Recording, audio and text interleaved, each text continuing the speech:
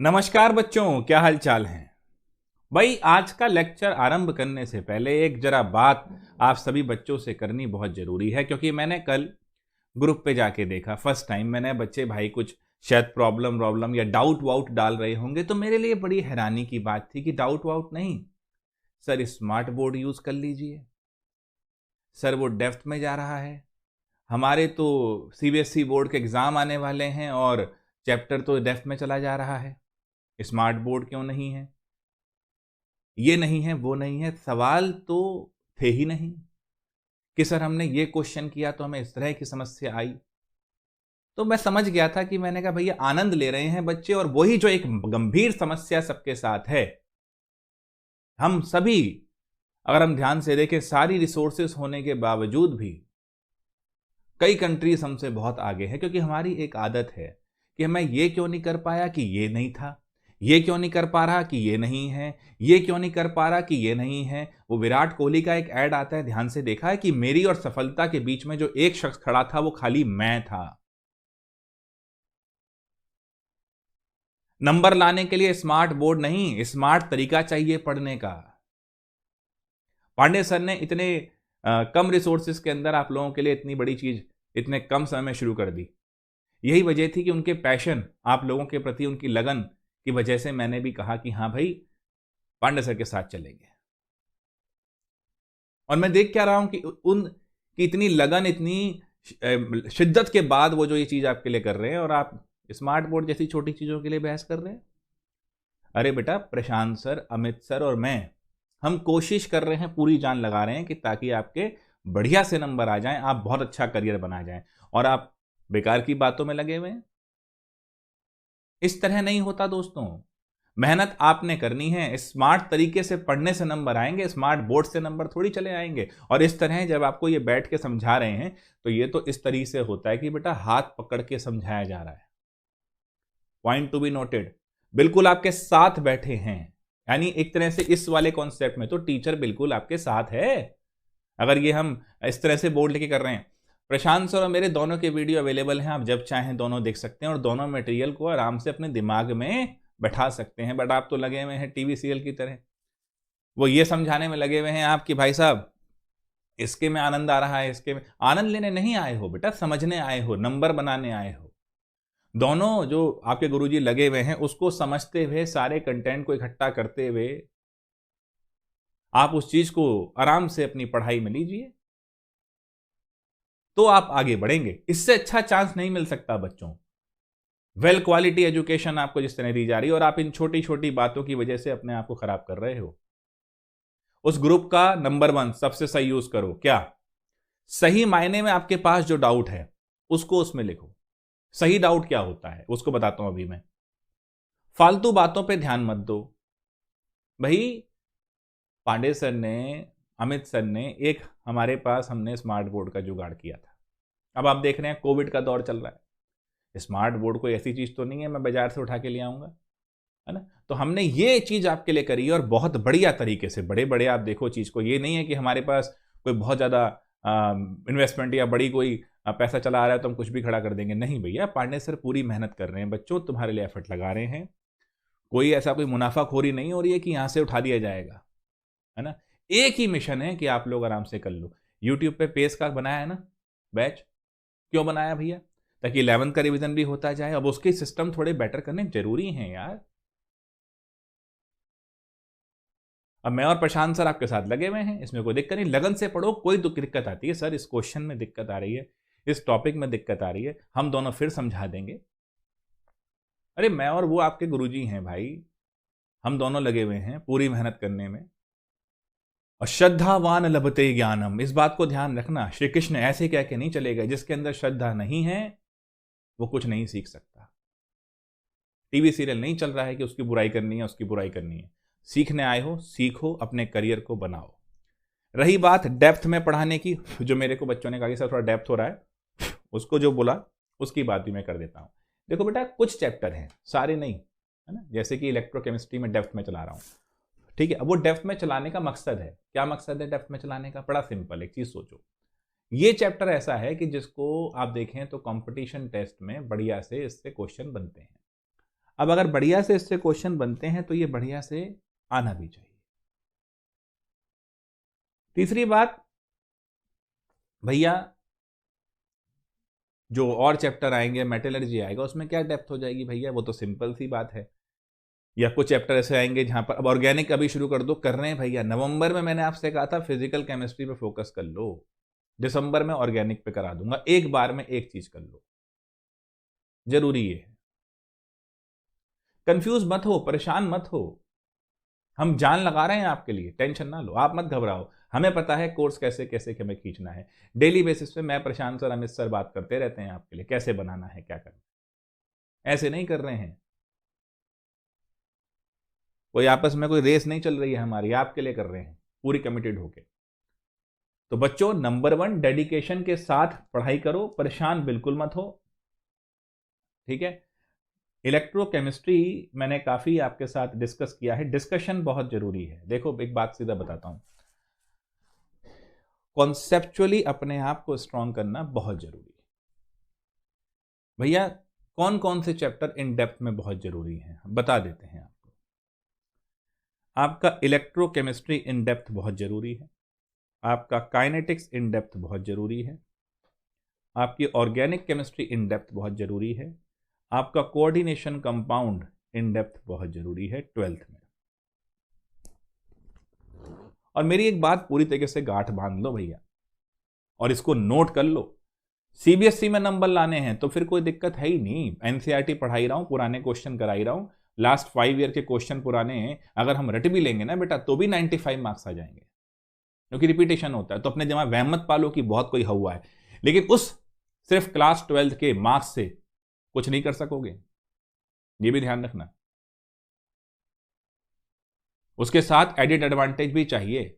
हाँ, अगर pure sciences में जाना है तो अलग बात है, बट अगर आपको इंजीनियरिंग या मेडिकल में जाना है तो कंपटीशन टेस्ट भी निकालना ही पड़ेगा। तो कुछ इन चैप्टर्स को इन डेप्थ में जाना ही पड़ेगा, पहले ये चीज समझ लो। दूसरी चीज, मेरे से बच्चों ने डाला भी था सॉलिड स्टेट कब से आ रहा है, मैंने पता है वो रिकॉर्डेड होके पढ़े हैं, लाइव नहीं करे हैं अभी, क्योंकि अभी इलेक्ट्रो एक बड़ा इंपॉर्टेंट टॉपिक है, हाई ऑर्डर थिंकिंग क्वेश्चन इसमें से आने हैं, सारा फोकस इस पे लगा लो। कंफ्यूज मत हो भैया, बहुत जरूरी बात कह रहा हूं, कंफ्यूज मत हो, सारा फोकस इस पे लगा लो, तभी मजा आएगा। ये चीज है। कैमरे का एंगल मेरा थोड़ा सा एक रहता है, वो मैं टीम को बुला लिया है, दिल्ली से कोविड का चक्कर चल रहा है, तो अभी टीम के आने की थोड़ी सी डिले हो रहा है, तब तक ठीक है, कैमरे का एंगल जैसा थोड़ा सा इसमें एडजस्ट कर लो। एक आध 2 दिन में थोड़ा सा माहौल सही होने दो, खाम खा टीम को रिस्क में डालने की जरूरत नहीं है, कोविड का पूरा फैलाव है। तो ठीक है बच्चों, तो वो भी आपका कैमरा एंगल भी मेरा ठीक हो जाएगा, ठीक है। थोड़ा सा मोटा हूं तो ज़्यादा आ जाता है उसमें, ठीक है। चलिए, तो ये चैप्टर आपने जरा देखने हैं। तो मेरी बात समझ में आ गई। Number 1, focus on your work. हम दोनों के वीडियो पढ़े हैं, दोनों थोड़ा सा अलग अलग अंदाज से भी समझा रहे हैं, इसीलिए समझा रहे हैं। पैरेलल फैकल्टी इसलिए थी कि आपको 2 अंदाज से चीजें समझ में आ जाएं, ताकि आप कंपटीशन टेस्ट में भी वो किसी भी अंदाज से प्रॉब्लम पूछे आपको समझ में आ जाए। आप तो भाई साहब इस चक्कर में लग गए कि इधर ये अच्छा है, इधर ये अच्छा है। अबे चने बेच रहे हैं क्या हम? फोकस करो भाई। 2 तरीके से 3 तरीके से पढ़ाने का मकसद ये था कि क्वेश्चन पेपर वाला किसी भी तरीके से क्वेश्चन पूछे। कंपटीशन में कैसे पूछता है, अलग तरीके से घुमा के पूछता है ना। कंपटीशन के क्वेश्चन थोड़ी डिफरेंट होते हैं, डिफरेंट तरीके से पूछे जाते हैं। तो हम तीनों डिफरेंट डिफरेंट अंदाज से उस टॉपिक को छेड़ रहे हैं। 2 भी अगर बैठे हैं, प्रशांत सर में भी लगे हुए हैं, क्योंकि we have limited resources guys and we have to use that properly. And don't worry, passion बहुत इंपॉर्टेंट चीज है, पागलपन बहुत बड़ी इंपॉर्टेंट चीज है, वो हमारे अंदर है। मे भी मेरे पास स्मार्ट बोर्ड नहीं है, बट आपको पढ़ाने का पागलपन तो है ना भाई, उसके अंदर डूबने का तो पागलपन है ना।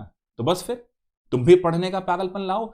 फिर वही चीज समझो, 1 मोल कैटायन 1 मोल एनायन, ये अगर स्पीड से भिड़ेंगे, टकराएंगे, जो एनर्जी निकलेगी वही रिएक्शन को आगे लेके जाएगी, करंट वही जनरेट करेगी। अपनी एनर्जी मैच करो, बल्ले बल्ले, कोई टेंशन नहीं। आज का एजेंडा देखते हैं, आज हम क्या क्या करेंगे। पहले तो फोकस ऑन योर वर्क बच्चे, प्रैक्टिस बढ़ाओ।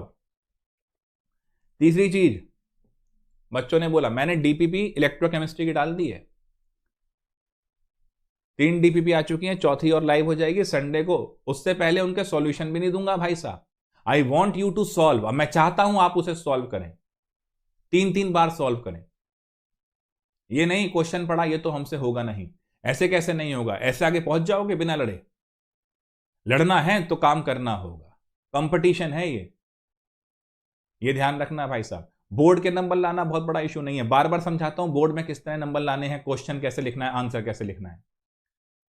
एंड में आते आते, वैसे हर चैप्टर के एंड में, आज भी मैं इलेक्ट्रोकेमिस्ट्री के एनसीईआरटी को लाइन बाय लाइन पढ़ाना शुरू करूंगा, क्योंकि मैं ऑलरेडी सब कुछ डिटेल में समझा चुका हूं। अब लाइन बाय लाइन समझाऊंगा, एनसीईआरटी लेके बैठना।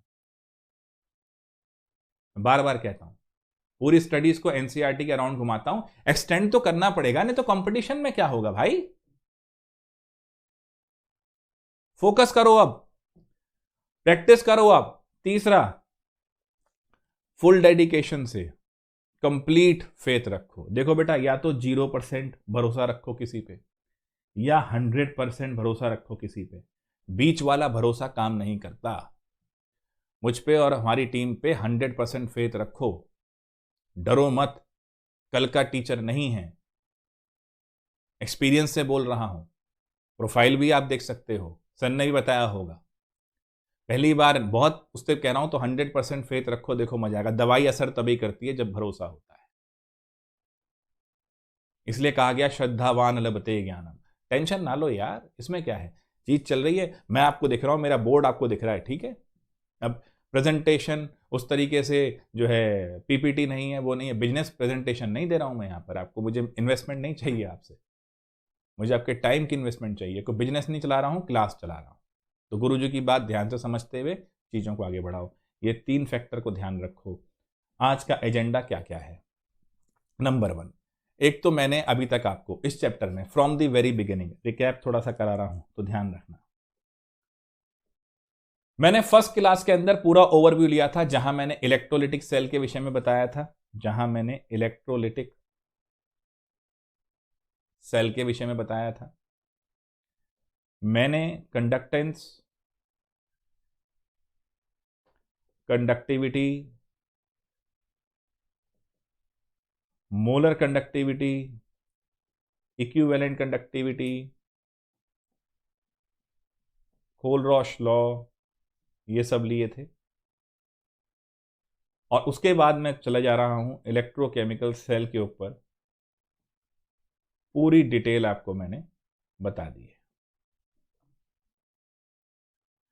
आज एक तो जो कुछ और 10-15 मिनट की बातें हैं, सेल रिप्रेजेंटेशन क्या है, क्योंकि नेक्स्ट इक्वेशन तो लास्ट टाइम देख चुके हो। सेल रिप्रेजेंटेशन क्या है, इलेक्ट्रोड पोटेंशियल को और फाइन रिफाइन कैसे कर सकते हो, इसके बारे में बात करेंगे और पूरे जोश के साथ करेंगे। हमें करना है बच्चों, तुम्हारी सफलता और असफलता के बीच में सिर्फ एक ही शख्स खड़ा है और वो तुम हो। जब तक तुम ये भरोसे से कहना नहीं शुरू करोगे कि मुझे बैठ के सवाल करने हैं, मुझे करना है। कभी देखा है, एक होता है जो इंसान सिर्फ शिकायत करता रहता है, भाई ऐसा हो गया था तो नहीं कर पाया, ऐसा हो गया था तो नहीं कर पाया। मैंने बहुत सुने हैं दुनिया में लोग कहते हुए कि भाई मेरे पास ये नहीं था, मैं इसलिए नहीं कर पाया। और ऐसे भी बहुत लोग हैं जो ये भी कहते हैं कि नहीं, मेरे पास इतना तो था, मैं उससे बहुत कुछ कर गया। यहां पर आपको पांडे सर ने मेहनत से, ध्यान से चीजों को सिलेक्ट करके, हमसे कितना उन्होंने डिस्कशन टेस्टिंग करके सिलेक्ट करके हमें भी लिया है। ऐसा नहीं कि चला आ रहा है। फिर टीम को पूरे डेडिकेशन से उन्होंने चेक किया है, और उन सर की निष्ठा पे, उन सर की भावना पे अगर हम ये कह देते हैं कि भाई स्मार्ट बोर्ड नहीं है, तो सोचना बच्चों कितना अफसोस की बात है। मैंने पैशन देखा है आपके लिए उनकी आंखों में, लगन देखी है उनकी आंखों में आपके लिए। वो कुछ करना चाहते हैं, पैसे कमाने नहीं बैठे हैं वो। यहाँ पर जुड़ जाते हैं किसी सेंटर से, कमा लेते पैसा बहुत, वो लगन से बैठे हैं। और उनकी इस भावना की कदर करो, उसी कदर करके मैं भी यहाँ बैठा हूँ, अपना टाइम दे रहा हूँ। इस टाइम की पूरी रिस्पेक्ट करो, एफर्ट लगाओ। ये हम लोगों ने रिकैप करा था, ये चैप्टर की इस तरह बातें करी थी। आज कुछ पोर्शन को वैसे करेंगे, उसके बाद एनसीईआरटी पे आएंगे, लाइन बाय लाइन पढ़ेंगे, क्योंकि इलेक्ट्रोकेमिस्ट्री, देखो एनसीईआरटी तो लाइन बाय लाइन मैं इस क्लास में जरूर लूंगा, बोर्ड के सारे क्वेश्चन इस क्लास में जरूर लूंगा। जेई मेन नीट के सवाल भी इन क्लासेस में लूंगा, डीपीपी की फॉर्म में दे रहा हूं आपको मैं। तो वो सॉल्यूशन वीडियो आ रहा है, सॉल्यूशन वीडियो में कोई दिक्कत तो नहीं है, जैसे आया है टेस्ट का एक सॉल्यूशन वीडियो आया है, आप लोगों ने देख लिया होगा। वो थोड़ा मैंने रिकॉर्डिंग थोड़ा सा अलग तरीके से करी है, पूरे रिसोर्सेज से वैसे नहीं करी है, ठीक है, तो वो मैं वहां पर कर दूंगा। सॉलिड स्टेट अगले हफ्ते से आएगा, इलेक्ट्रो खत्म होने के बाद, क्योंकि इलेक्ट्रो के बाद काइनेटिक्स शुरू होगा। तो उस समय पे मैं आपको काइनेटिक्स का भी वीडियो दूंगा और सॉलिड का भी वीडियो दूंगा, क्योंकि पहले काइनेटिक्स के साथ मैनेज करना सॉलिड स्टेट थोड़ा सा आसान है। सॉल्यूशन की डीपीपी, कंबाइंड कॉमन डीपीपी तो आ चुकी थी, वो भी आप ट्राई कर सकते हैं। और सॉल्यूशन की डीपीपी मैं सॉलिड, क्योंकि अगला हफ्ता तो सॉलिड और काइनेटिक्स में जाएगा, है ना। सॉल्यूशन का वर्कशॉप मैंने लिया है संडे को, लास्ट संडे आपको पता है मैंने वर्कशॉप लिया है ना, 22 को। इस संडे भी मैं सॉल्यूशन का वर्कशॉप लूंगा। कुछ बच्चे कह रहे थे कि वो कॉलिगेटिव प्रॉपर्टी के क्वेश्चन आई थिंक छूट गए हैं और क्लासेस में भी, तो कोई दिक्कत नहीं, कोई टेंशन नहीं है। कॉलिगेटिव प्रॉपर्टी पढ़नी है इस संडे को वर्कशॉप में आ जाना, संडे की शाम प्रॉब्लम सॉल्विंग क्लास है, उसके उसमें कराऊंगा। तो इस बार ध्यान रखना, सॉल्यूशन का भी होगा 1 घंटा, इलेक्ट्रो का भी होगा 1 घंटा, ठीक है, तो उसमें भी ध्यान रखना, वहां पर करना है। तो परेशान मत हो यार, बैठे हैं तुम्हारे लिए बैठे हैं। तो आइए शुरू करते हैं जरा, रिप्रेजेंटेशन ऑफ इलेक्ट्रोकेमिकल सेल। कुछ बातें आज के टॉपिक के अंदर शुरू करते हुए बड़े ध्यान से समझना, रिप्रेजेंटेशन बहुत इंपॉर्टेंट है सीबीएसई के पॉइंट ऑफ व्यू से। तो रिप्रेजेंटेशन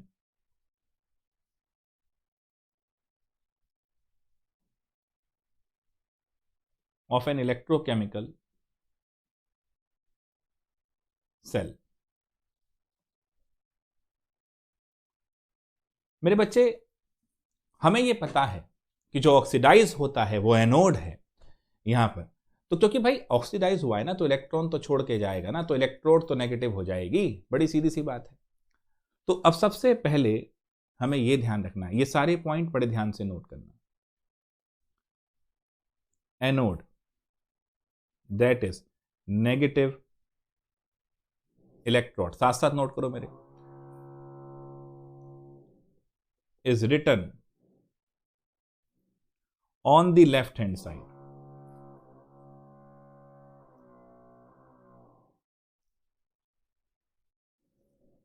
ठीक है बच्चे, कोई दिक्कत तो नहीं। Second, cathode plus electrode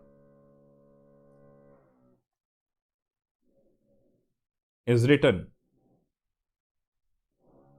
on the right hand side. Third, देखो बच्चे, सेल को मैंने रिप्रेजेंट भी करवाया था, मैंने बनाया भी था, क्वेश्चन में भी आपने देखा है। लेफ्ट हैंड साइड में हमने क्या लिख दिया, एनोड, राइट हैंड साइड में हमने क्या लिख दिया, कैथोड। यानी ऑक्सीडेशन दिखाएंगे लेफ्ट हैंड साइड में, रिडक्शन दिखाएंगे राइट हैंड साइड में, यानी दिक्कत विद दिस। थर्ड पॉइंट, भाई एक वर्टिकल लाइन, जैसे मान लो जिंक से जिंक +2 दिखा रहे हो, तो ये वर्टिकल लाइन है बच्चे, ये वर्टिकल लाइन दिखाती है clear cut phase transition, clear cut phase transition और फेज डिवीजन। ठीक है बेटा, ये ध्यान रखना। अगर सेमीकोलन लगा हुआ है तो ये दिखाता है कि क्लियर कट फेज नहीं है, फेज का डिवीजन क्लियर कट नहीं है। कई बच्चे मुझसे पूछते हैं कि सर ये भी तो सेम बात है, कई ऑथर ने सेम कह दिया। नहीं भैया, बात तो आयुपैक की मानी जाएगी, और आयुपैक ये कहता है कि अगर स्ट्रेट वर्टिकल लाइन है तो क्लियर कट डिवीजन है, अगर सेमीकोलन है तो क्लियर कट डिवीजन नहीं है। फेज तो है बट थोड़ा सा हम कह सकते हैं क्लियर वो नहीं है, कट नहीं है, मतलब एकदम से आप कह दोगे ना ये बाउंड्री है, ऐसा नहीं। जैसे मैं अब नोएडा रहता हूं, तो नोएडा गाजियाबाद में अगर हम देखें एक प्रॉपर बॉर्डर हो तो क्लियर कट है, तो वर्टिकल लाइन लगा दूंगा। अब प्रॉपर बॉर्डर नहीं है भैया, रोड की एक रोड है बीच में, इधर गाजियाबाद पड़ जाता है, इधर नोएडा पड़ जाता है, तो क्लियर कट नहीं है, तो यहां मैं सेमी कॉलन लगाऊंगा। क्लियर कट कहानी होता। बताते हैं, जैसे कि मान लीजिए प्लेटिनम, हमने हाइड्रोजन इलेक्ट्रोड की बात करी थी, है ना। तो हाइड्रोजन इलेक्ट्रोड में अगर हाइड्रोजन, देखो हाइड्रोजन वहां पर एड्सॉर्ब होता है, क्या होता है, एड्सॉर्ब होता है। अगर एड्सॉर्प्शन के अंदर आपको प्लेटिनम और उस एड्सॉर्ब्ड लेयर के बीच में क्लियर कट डिवीजन दिखता है तो आप वर्टिकल लाइन मारेंगे, क्लियर कट नहीं मिलता है तो सेमीकोलन। तो अगर मैंने ऐसे लिखा है,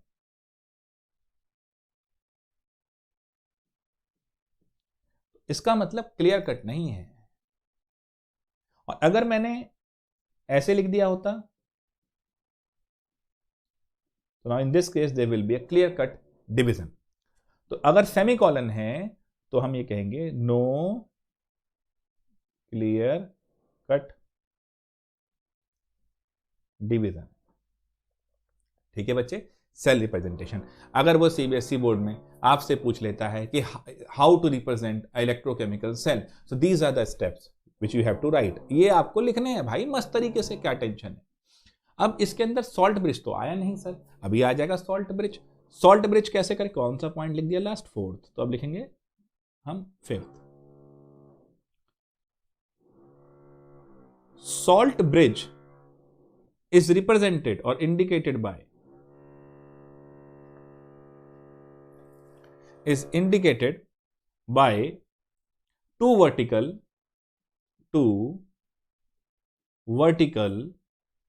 parallel lines। तो सॉल्ट ब्रिज को इंडिकेट करने के लिए आप दो वर्टिकल पैरेलल लाइंस यहां पर ड्रॉ करेंगे। सो अब आप मजे से एक चीज समझिएगा कि मान लीजिए मैंने अभी डेनियल सेल को रिप्रेजेंट करना है तो मैं ऐसे इसको रिप्रेजेंट कर दूंगा।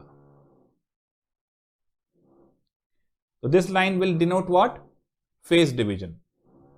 ये लाइन क्या बताएगी बेटा, ये लाइन बता रही है आपको कि यहां पर सॉल्ट ब्रिज है।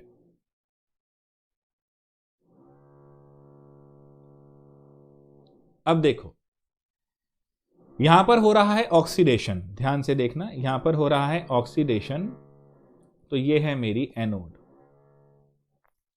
और यहां पर हो रहा है रिडक्शन,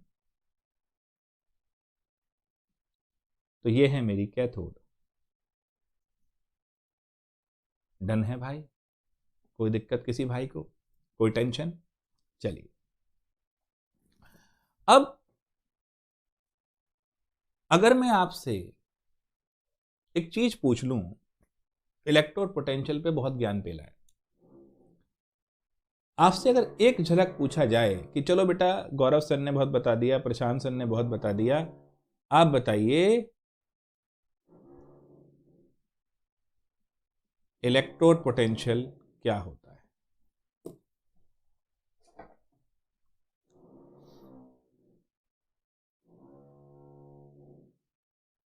एक मिनट सोचो, क्या होता है भैया इलेक्ट्रोड पोटेंशियल। देखो काफी चीजें हमने इसके अंदर देखी, हमने कहा कि पोटेंशियल डिफरेंस है, इलेक्ट्रोड पोटेंशियल है। बड़े ध्यान से सुनना मेरी बात, थोड़ा सा डेप्थ लेके जाऊंगा भाई। आप मानो ना मानो, एज ए डॉक्टर मैं जानता हूं कि पेशेंट चाहे कड़वी दवाई खाने से मना करे, उसे कड़वी दवाई खिलाना मेरी मजबूरी है, नहीं तो वो ठीक नहीं होगा। आप मानो या ना मानो, आप ये कहते रहो कि बोर्ड के लिए ही कराते रहो, भैया बोर्ड के लिए तो करा ही रहे हैं, पूरा पूरा लिखवा रहे हैं, गिवन कैसे लिखना है, कैलकुलेट कैसे लिखना है, सवाल कैसे सॉल्व करने हैं, और सवालों की भी सारी वीडियो लाइन से दूंगा। पहले हजम करने वाले बनो उस ग्रुप के अंदर, पहले सही मायने में कुछ पूछना शुरू करो, तब आएगा मजा। तो अब एक चीज समझना, इलेक्ट्रोड पोटेंशियल को अगर हमें डिफाइन करना है तो ये क्या चीज हो सकती है। बच्चों एक बार आपके साथ डिस्कस करता हूं, फिर से थोड़ा सा मेरे साथ बने रहना। भाई बात तो इक्विलिब्रियम की ही है। अगर हम एक तरह से सोचें तो हमारे पास एक गैल्वेनिक सेल है जो हमें कुछ वोल्टेज दे रहा है। समझना जरा, कनेक्ट करना है इस चीज से। अब वो जो हमारे पास गैल्वेनिक सेल जो हमें एक वोल्टेज दे रहा है, उस वोल्टेज की वैल्यू है 1.1 वोल्ट। कौन सा वाला हो गया वो? डेनियल वाला हो गया वो। अब मैंने क्या करा, एक एक्सटर्नल सर्किट से कनेक्ट कर दिया। मैंने बताया था ये चीज डिटेल में। अब जब तक मैंने एक्सटर्नल सर्किट, अब देखो रिएक्शन चल रही है, एक रिएक्शन चल रही है, ए टू बी चल रही है, और इसका मुझे वोल्ट मिल रहा है 1.1 वोल्ट। अब एक चीज समझना बच्चों, मैंने अब एक्सटर्नल सर्किट लगा दिया।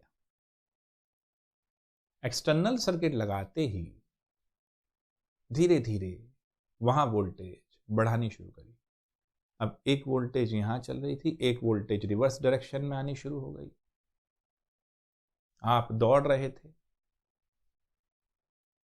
मैंने रिवर्स डायरेक्शन में एनर्जी लगानी शुरू कर दी।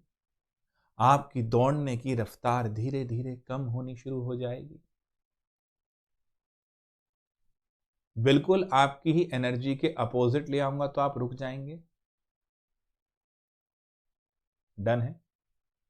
सोचने की कोशिश करो, फोकस करो, ट्राई टू कनेक्ट इट। तुम इसको लूज नहीं कर सकते गुरु, ध्यान से सोचो। एक्सटर्नल सर्किट लगाया है, जिस फोर्स से इलेक्ट्रॉन मूव कर रहे थे उसके अपोजिट डायरेक्शन में लगाना शुरू कर दिया। 1.1 वोल्ट मुझे मिल रही थी फॉरवर्ड में। अब मैं जब तक 1.1 वोल्ट से कम लगाता रहूंगा एक्सटर्नल फोर्स, तब तक तो भैया वो फॉरवर्ड रिएक्शन चलती ही रहेगी। जैसे ही मैंने रिवर्स में ये लगा दी, यानी जब मेरा एक्सटर्नल 1.1 से कम था तो रिएक्शन फॉरवर्ड ही चल रही थी। डन है भैया, कोई परेशानी? जब चल रहा था तो रिएक्शन फॉरवर्ड ही चल रही थी। जब मेरा एक्सटर्नल 1.1 वोल्ट के बराबर हो गया, इतना ही तो उसका था जो दे रहा था, उसके बराबर मैंने कर दिया। अब आ गया equilibrium.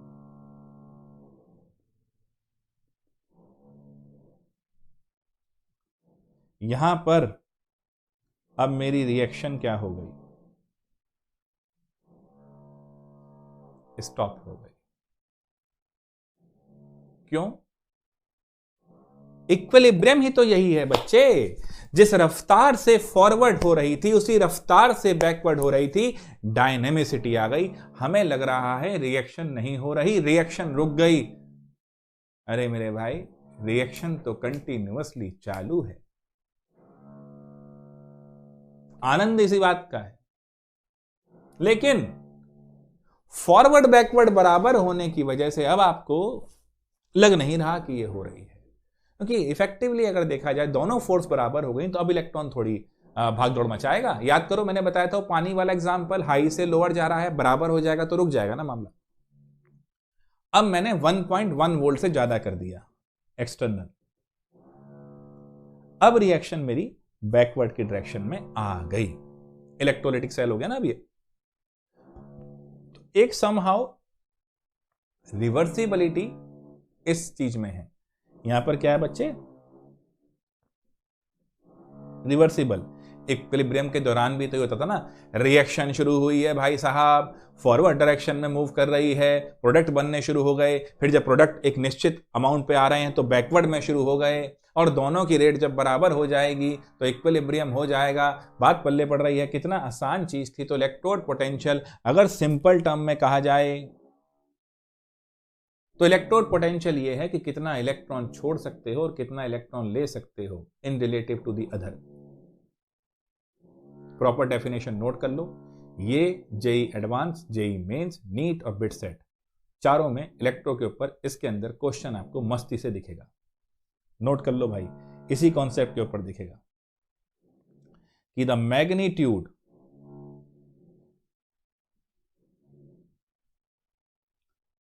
of the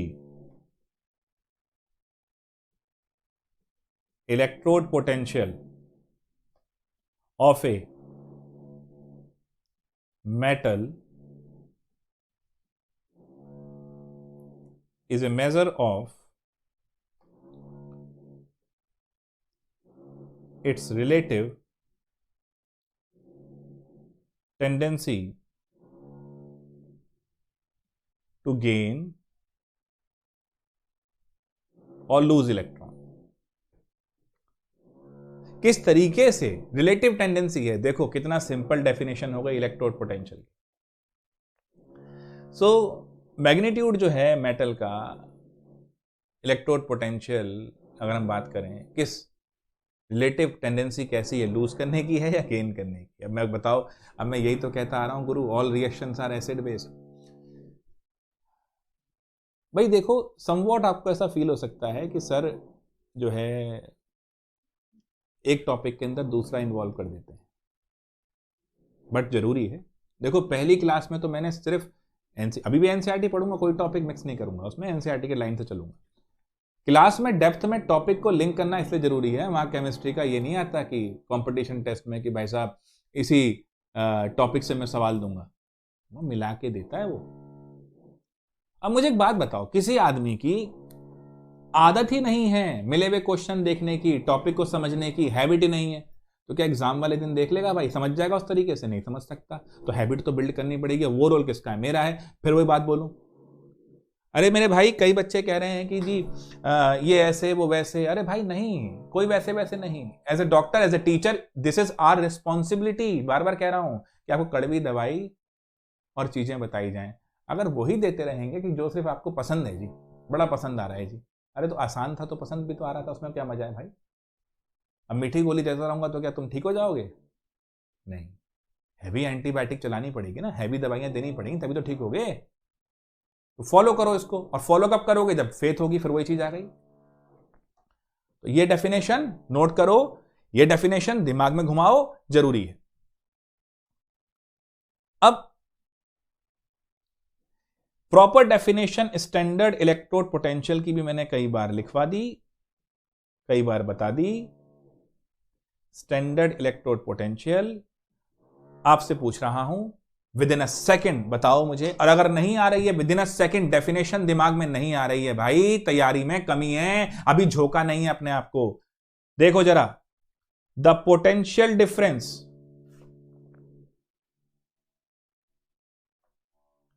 developed between the metal electrode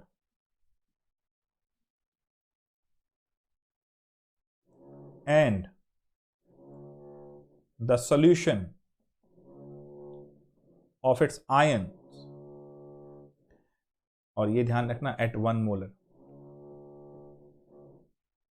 is called standard electrode potential। समझाया था मैंने, एक सेल में दो तरह के कंडक्टर होते हैं, एक होता है इलेक्ट्रॉनिक कंडक्टर, एक होता है electrolytic conductor.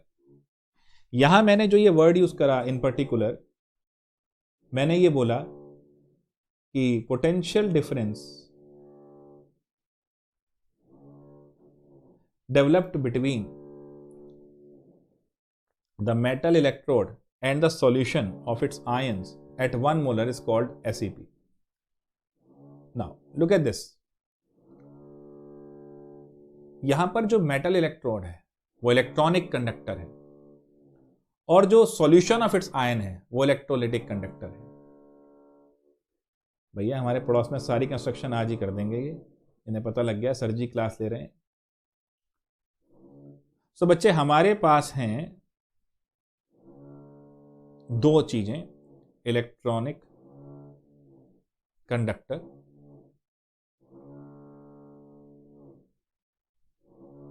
And electrolytic conductor, जिसको मैंने क्या बोल दिया था अभी पिछले वाले पेज पे, मेटल इलेक्ट्रोड इलेक्ट्रॉनिक है और solution of it's ion electrolytic है।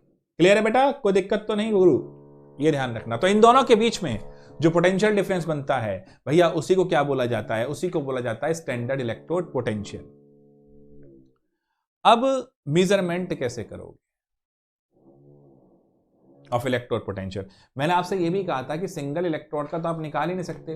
क्यों नहीं निकाल सकते? अभी तो बताया गुरु, ध्यान से देखना। रिलेटिव टेंडेंसी, और अकेले आदमी का काहे का रिलेशन भैया? अकेला आदमी तो अकेला है, तन्हा है। अगर रिलेटिव टेंडेंसी निकालनी है तो किसी ना किसी के साथ तो निकालनी ही पड़ेगी ना, कि भाई ये जो हमने दमालू इससे खाए ये अच्छे थे और इसके नहीं थे, इतने का डिफरेंस था। तो रिलेटिव टेंडेंसी के लिए दो तो चाहिए ना to compare.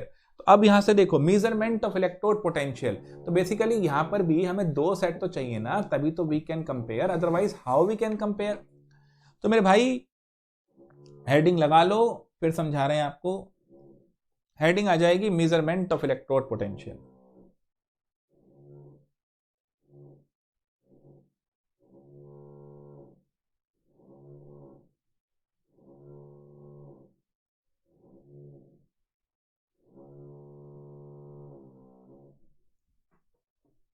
Measurement of electrode potential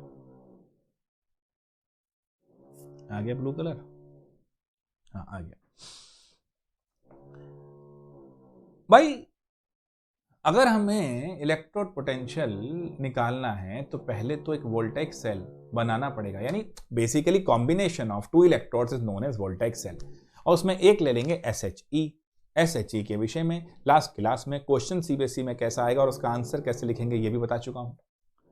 तो पहला point, measurement of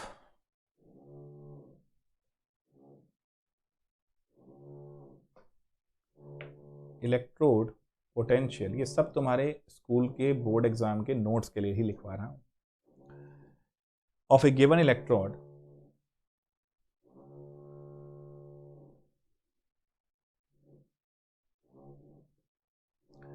is made by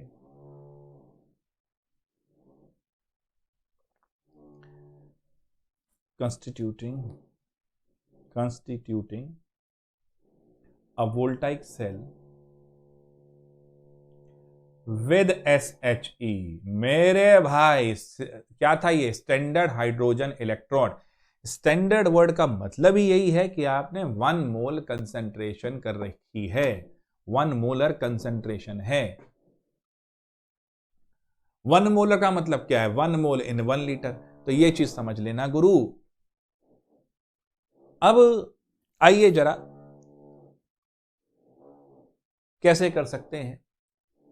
दो तरीके हम यूज कर सकते हैं। एक चीज ध्यान रखना, पोटेंशियल डिफरेंस तो हम, मैंने बताया था डिफरेंसेस के अंदर, पोटेंशियल डिफरेंस तो हम वोल्ट मीटर से भी निकाल सकते हैं, पोटेंशियोमीटर से भी निकाल सकते हैं।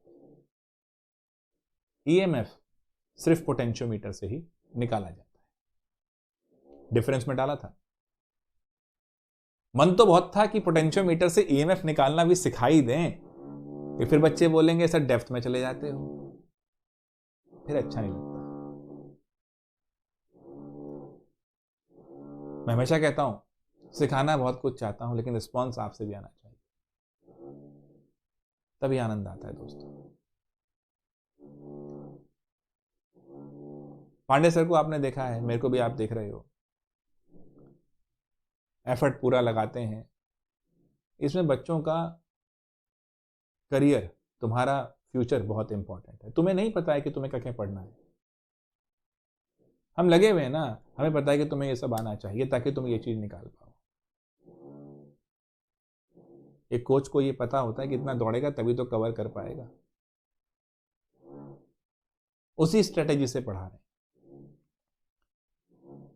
मैंने ग्रुप इसलिए देखा था कि मैंने शायद कोई बच्चा कह रहा हो कि हाँ सर थोड़ा सा आयनिक इक्विलिब्रियम इसमें बता दो, कोई ये कह रहा हो कि हाँ सर नहीं पोटेंशियोमीटर से EMF कैसे निकलता है ये बता दो, और सर थोड़ा सा हमें इसको और डिटेल में ले जाओ, है ना, इसके ऊपर न्यूमेरिकल थोड़े और लेवल हाई के करा दो।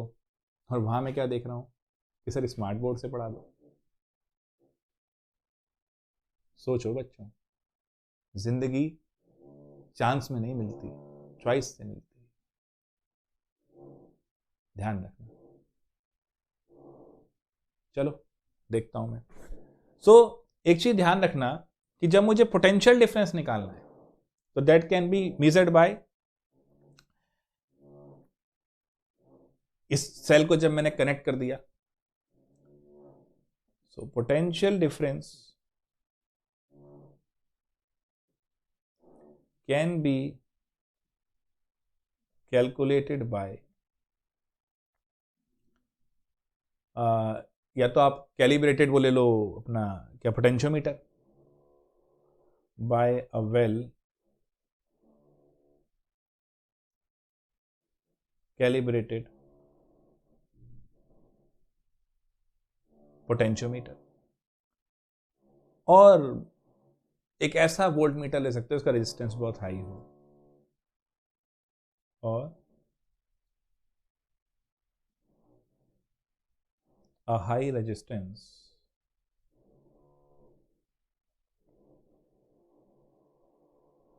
Volt meter. अब मान लीजिए हम जो जिंक वाला इलेक्ट्रोड था उसका निकालना चाहते हैं। भाई आपको मैंने रिडक्शन पोटेंशियल क्या होता है, कैसे क्या कॉन्सेप्ट होता है, सब बताया था, और मैंने आपसे कहा था कि रिडक्शन पोटेंशियल के बेसिस पे ही हमने एक सीरीज बनाई है जिसे कहा जाता है इलेक्ट्रोकेमिकल सीरीज, और इलेक्ट्रोकेमिकल सीरीज के एप्लीकेशन हमें देखने हैं। बस इसी टॉपिक के बाद, ये समझाने के बाद, क्योंकि सब कुछ समझा चुका हूँ, नस्ट वस्त सब बता चुका हूँ, अब एक बार मैं एनसीईआरटी से चलूंगा कि भाई साहब एक एक लाइन में क्या छिपा हुआ है। तो इस टॉपिक के बाद वैसे तो मुझे पूरी उम्मीद है एनसीईआरटी लेके बैठे होगे, अगर नहीं लेके बैठे तो लेके बैठ जाना, मैं भी एनसीईआरटी लेकर बैठा हूं आपके लिए, सबसे इंपॉर्टेंट है, मैं भी इसी बुक को फॉलो करता हूं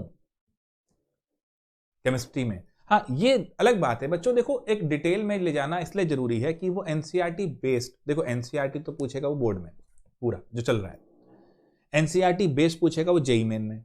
बेस का मतलब क्या होता है, अरे यहीं से तो खींचेगा, अरे बेस का सीधा मतलब है, चिप्स के पैकेट पे लिखा था क्या 60% फैट फ्री, हम रट के बैठ गए 60% फैट फ्री, 60% फैट फ्री। अब उसने पूछ लिया क्वेश्चन घुमा के, भैया एक बात बताओ इसमें कितने परसेंट फैट है, हो हमें तो पता ही नहीं। अरे मेरे बच्चे जब 60% फैट फ्री था तो इसका मतलब यही तो है कि 40% फैट है। बस यही एनसीईआरटी बेस्ड क्वेश्चन हो जाता है।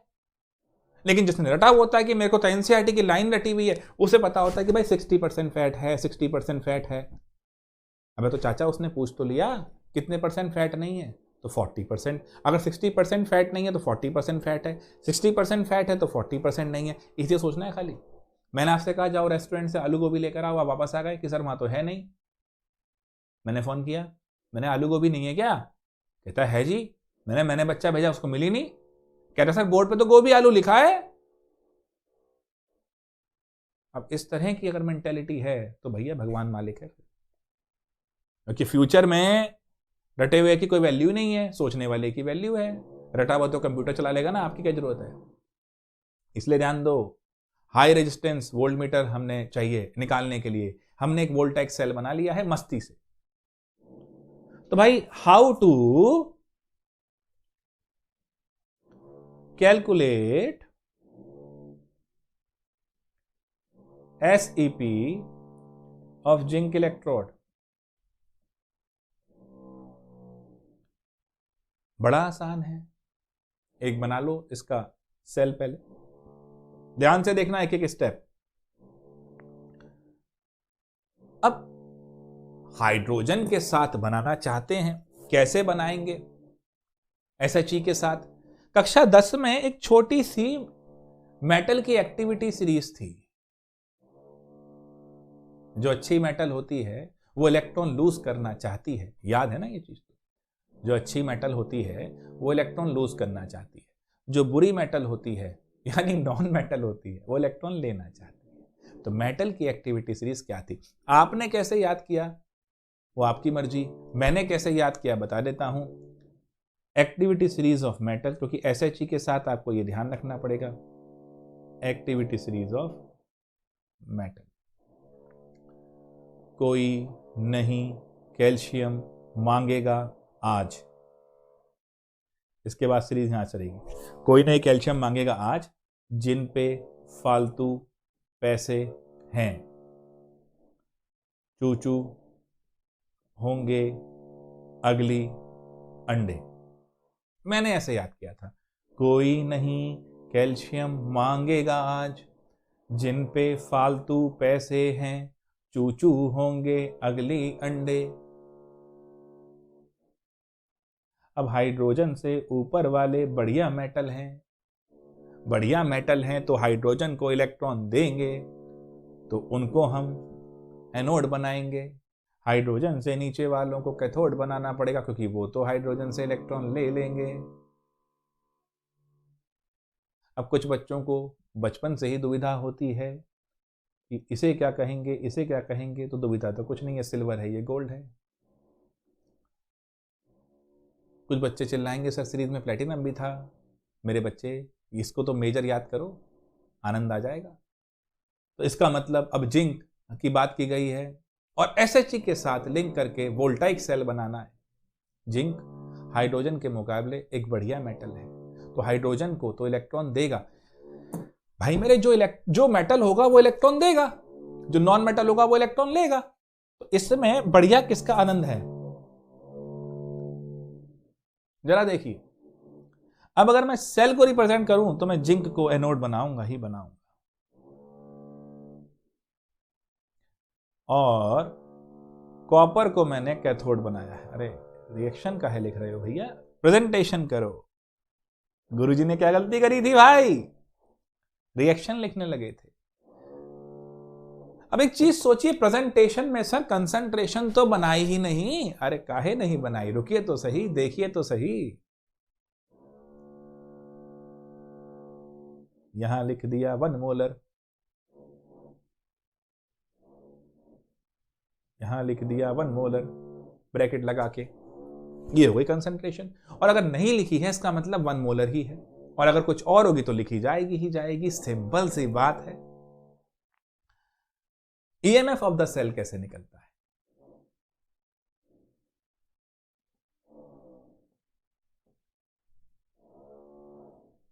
वन मोलर की बात चल रही है ना, तो EMF ही पोटेंशियल डिफरेंस लेके चलो।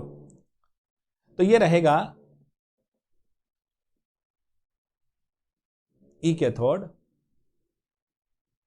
माइनस E एनोड, यानी reduction potential of cathode minus reduction potential of anode. Voltmeter से जब चेक किया तो इसकी वैल्यू आ गई 0.76। कैथोड पे कौन लगाया था मैंने, ये कॉपर का है, लगा दिया, हाथ तेजी से चल गया। हाइड्रोजन लगाना था भैया, वोल्टाइक सेल बनाया है, डेनियल थोड़ी बनाए हो। सॉरी भाई, गुस्सा नहीं, हो जाता है, हाथ चल जाता है, डूबे रहते ना हम भी तो इन्हीं चीजों में। देखो भाई, कोई लिख के थोड़ी बैठे थे नोट्स कि वो बिल्कुल रटवा देंगे, वही लिखवा देंगे। दिमाग में रहता है तो चलता है। तो ये रहेगा। तो यहां पर कैथोड क्या है, हाइड्रोजन, और उसका ई रिडक्शन पोटेंशियल क्या है भैया, ई का है भैया 0।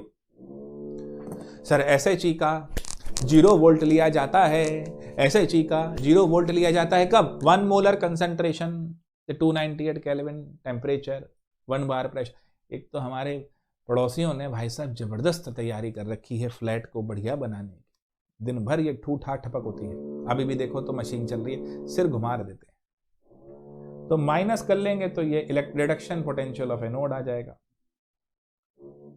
तो कॉपर, इसमें जब जिंक का निकालना है तो -76 हमें मिल जाएगा। तो E0 सेल ऑफ जिंक जो हमें मिल रहा है,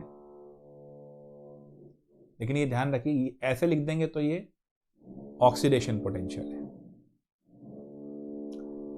तो मुझे लिखना कैसे पड़ेगा,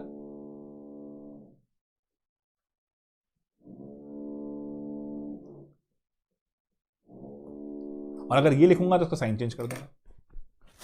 यानी रिडक्शन पोटेंशियल से अगर ऑक्सीडेशन पोटेंशियल पे जा रहा हूं तो साइन ही तो चेंज करना है और कुछ नहीं। तो आइए मेरे बच्चों, मेरे शेरों, मेरे चंदा, NCERT उठा लो भैया, लाइन बाय लाइन चलेंगे अब गौरव सर NCERT के साथ, इलेक्ट्रो की खास तौर पे।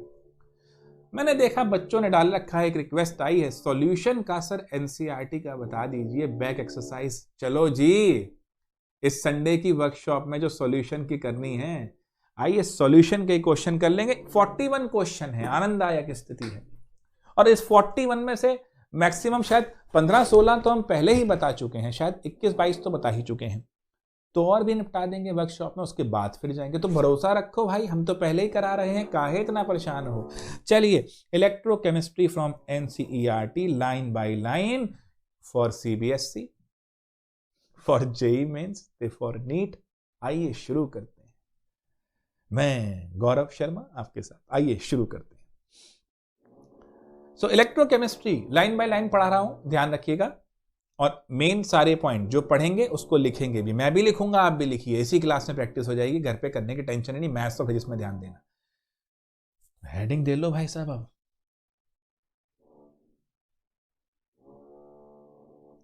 इलेक्ट्रोकेमिस्ट्री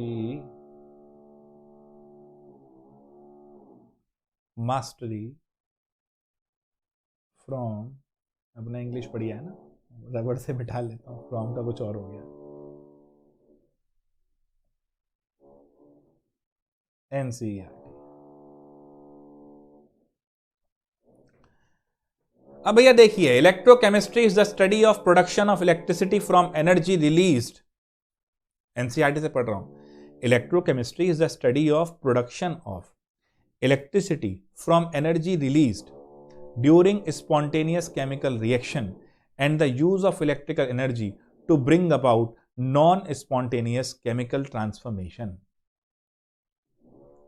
अब लास्ट कितनी क्लासेस से मैं इसी लाइन पे लगा पड़ा हूं, क्योंकि मुझे पता था ये एनसीईआरटी में है, इस तरीके से डेवलप होके ये बनेगा रिवर्सिबल, ये सब लगा हुआ है जी भाई साहब। अब देखो वही लाइन लिखी है मस्ती से कि पहले स्पॉन्टेनियस रिएक्शन हुई, उससे एनर्जी निकली और उस एनर्जी को नॉन स्पॉन्टेनियस केमिकल ट्रांसफॉर्मेशन में यूज कर लिया गया। फ्रंट वाला इलेक्ट्रोकेमिकल, बैक वाला इलेक्ट्रोलिटिक। कोई दिक्कत? डन, बिल्कुल। अगला देख लो। The subject is of importance both for theoretical and practical consideration. कोई मतलब नहीं खास इस बात का। A large number of metal, sodium hydroxide, chlorine, fluorine and many other chemical are produced by electrochemical method. अब देखो सवाल बन गया कंपटीशन का भी, which of the following can be formed by using electrochemical methods. तो लिख लो भैया, ठीक है, जो एनसीईआरटी में उस पर तो पूछेगा ही वो, ठीक है। तो सोडियम हाइड्रोक्साइड, ये अब आपके नोट्स बनने शुरू हुए, अब मैं आपको हाथ पकड़ के लिखवा रहा हूं। क्लोरीन, फ्लोरीन, इन तीनों का जिक्र एनसीईआरटी ने करा है, तो ये तीन ऑप्शन तो यूज हो जाएंगे, बाकी चौथा हो जाए तो उसको गायब कर देना, ठीक है। Are produced by electrochemical methods. इस तरीके से होता है बच्चों, तब बनते हैं बैंक, ठीक है। ये लिखा हुआ है, तो आर प्रोड्यूस्ड बाय, ठीक है, पहला पॉइंट हो गया। Okay, batteries and fuel cell convert chemical energy into electrical energy. तो बैटरी दो टाइप की होती हैं, फिर पढ़ेंगे पूरी डिटेल में एनसीईआरटी के साथ, क्योंकि याद करने वाला है वो, तो उसमें कोई मैं अपना ज्ञान नहीं पेलूंगा, अपनी पीपीटी बिल्कुल, सॉरी बुरा लगे मान लो, मैं नहीं पेलूंगा, नंबर तो मिले नहीं ना। मैंने अगर पीपीटी बना के पेल दिया कि ये होता है जी फ्यूल सेल, एनसीईआरटी में वैसे नहीं लिखा हुआ, चेकर के पास तो वही लिखा हुआ है जो एनसीईआरटी में लिखा हुआ है, यूं काटेगा ले। अब आप लड़ते रहो कि जी मैंने तो सही लिखा था, अबे तूने सही नहीं लिखा था भाई, एनसीईआरटी में लिखा था वो सही मानते हैं वो, ये बात ध्यान रखो। तो अब मैं एनसीईआरटी से हुई वो सारी रटी हुई चीजें बताऊंगा, कॉन्सेप्चुअली सब बता चुका हूं, अब 2 दिन में ही चैप्टर एनसीईआरटी से लिखा था, आनंद।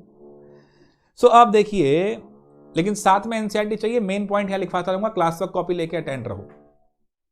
सो batteries and fuel cell, battery दो टाइप की, प्राइमरी तो सेकेंडरी, पढ़ेंगे आगे। प्राइमरी क्या होती है, जो कि रिचार्ज नहीं हो सकती। सेकेंडरी क्या होती है, जो कि रिचार्ज हो सकती है, घर में लगी होती है, वो inverter battery. And fuel cell, अरे भाई साहब देखा नहीं, वो रॉकेट साइंस स्पेस में पहुंच गया था अचानक, वहां पर उसने देखा एक शिप खड़ी हुई थी, गया फटाफट, ये तो हजारों साल पुरानी पड़ी हुई है टाइम स्पेन से, फिर उसको कनेक्ट करा, वो चालू हो गई, क्या था उसमें, फ्यूल सेल। तो फ्यूल सेल में वो हाइड्रोजन ऑक्सीजन की बात करेंगे, इसलिए वहां पर जाके भी चार्ज हो गई। स्पेसशिप में क्यों लगाते हैं, डबल फायदे, स्पेसशिप में हाइड्रोजन ऑक्सीजन तो मिल ही जाएगी, है ना। दूसरी चीज, पानी भी तो बना देते हैं साइड में, तो ऊपर पानी लेने जरूरत ही नहीं, वो बड़ी बड़ी वाटर बोतल ले जाने की जरूरत ही नहीं, वहीं बनाओ वहीं पियो, आनंद लो जिंदगी का। चलो जी, तो अब देखो, the reaction carried out electrochemically can be energy efficient and less polluting in fuel cell, तो खास तौर पे। Therefore study of electrochemistry is important for creating new technology that are eco friendly. Competition में भी आ जाएगा question. The transmission of sensory signal through cell to brain and vice versa, and communication between the cell are known to have electrochemical origin. कितनी प्यारी line है, छा गया गुरु। अब इसमें ध्यान देना, आप सोच रहे होगे ना, एक साहब है मिस्टर इलन मस्क, अभी गौरव सर बता रहे थे, ज्ञान दे रहे थे, ठीक है। गौरव सर ने बोला कि अगर आप सिर्फ याद कर रहे हो तो आपका भविष्य नहीं है। उसका रीजन ये है, अगर सिर्फ याद कर रहे हो तो समझ नहीं रहे हो, और समझ नहीं रहे हो तो आगे नहीं टिक पाओगे। तो इलन मस्क साहब ने एक कंपनी स्टार्ट करी है, न्यूरालिंक। फ्यूचर जॉब्स कैसी होंगी, न्यूरालिंक पे जाके देख सकते हो। तो अब देखो, ये जो लाइन एनसीईआरटी ने लिखी है, ये यहां पर काम आ रही है। लाइन क्या लिखी है, नोट करो। The transmission of sensory signal, ये पॉइंट अच्छा है, इस पे क्वेश्चन देगा वो। Of sensory signals through cells to brain and vice versa.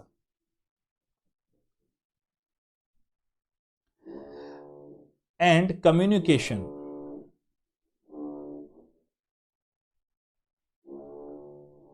between the cell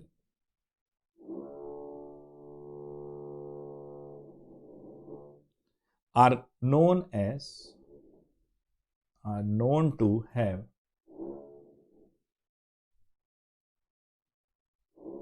electrochemical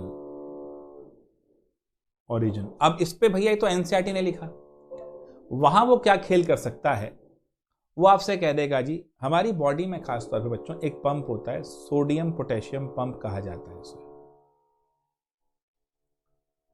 sodium potassium pump.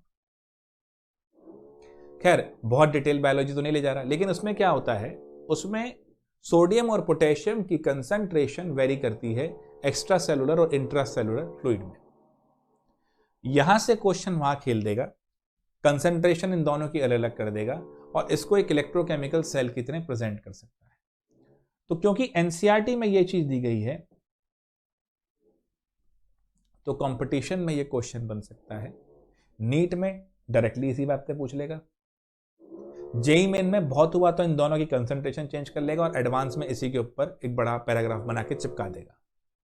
इसलिए कहा जाता है एनसीईआरटी बेस्ड होता है। लेकिन आप लोग क्योंकि प्रॉपर्ली मुझसे यही चाह रहे हो कि मैं बोर्ड का पहले ज़्यादा कराऊं, तो मैं यहाँ कराऊंगा। इन एडिशन इस 1.5 घंटे के लेक्चर के अलावा मैं दिल से चाहता हूं कि इन सवालों को जो कि कंपटीशन के हैं ये आप अभी करते चले। तो जो बच्चे पढ़ना चाहते हैं, कल मैं देखूं ग्रुप में वो डालें कि हाँ सर 1.5 घंटे के सेशन के बाद आधे घंटे का एक सेशन और दे दो। 1.5 घंटे के सेशन आज से होने शुरू हो जाएंगे मैंने आपसे कहा ही था, 1 घंटे के लेक्चर आ रहे थे मेरे, मैंने कहा था कि अब आपका लेक्चर टाइम बढ़ेगा, 1.5 घंटा हो जाएगा। उसके अलावा आधा घंटा मैं देना चाहता हूं कंपटीशन के लिए अलग से। जो बच्चे बोर्ड के लिए ही करना चाहते हैं वो चाहे उसको ना करें, लेकिन अगर जज्बा है करना चाहते हो तो करना, अलग से दूंगा।